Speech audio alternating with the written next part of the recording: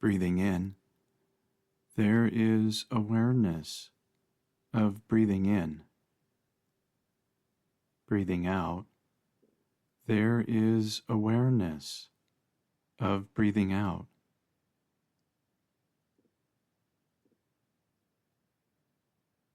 Breathing in, breathing out.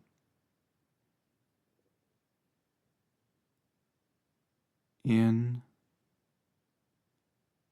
out.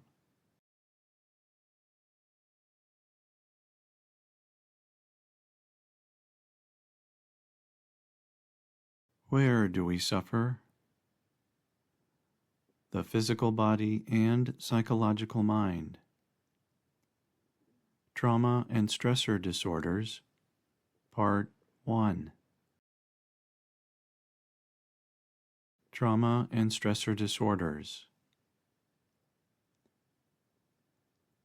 Characterized by painful, unresolved, and mostly childhood experiences of acute and chronic nature, trauma disorders describe the many ways those of us afflicted continue to suffer today, usually as various forms of fear and anxiety, anger and resentment, and sadness and depression, while stressor disorders manifest due to the consequences of unresolved trauma and its effects, as well as the stresses some of us put ourselves through in the living of daily life.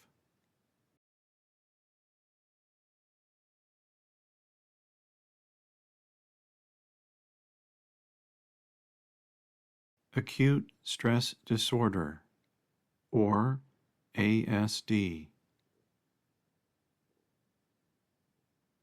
While any one of us can experience and further adapt to relatively low-grade chronic stress over days, weeks, months, or even years, acute stress, usually from a single shocking event, can far exceed the mind's ability or capability to grasp, let alone process, largely due to the often unrealistic or otherwise unbelievable scenarios in which they occur.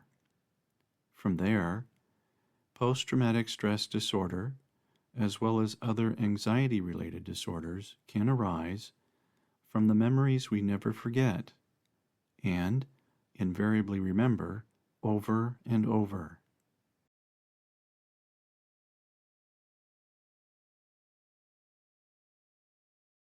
Adjustment disorder, or AD.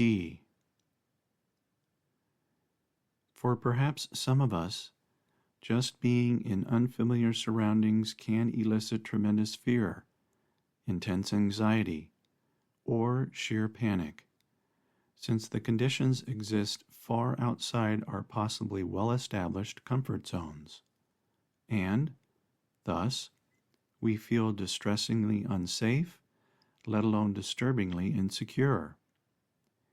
In more extreme cases, meeting new people in unfamiliar environs can add whole new dimensions of fear or anxiety to an already fragile psyche as a kind of agoraphobia on steroids.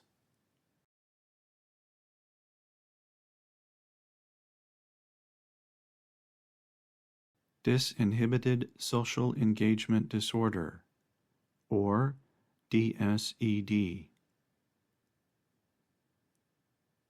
Characterized by impulsive and excessive social behaviors, usually involving complete strangers, emotional dysregulation, overblown reactivity to the behaviors of others as well as our own, lack of understanding, let alone respecting social boundaries, and feelings of intense guilt and shame regarding one's behaviors are just a few of the more prominent symptoms of disinhibited social engagement disorder, often attributed to childhood developmental disorders such as ADHD, as well as neurocognitive abnormalities and dysfunctions.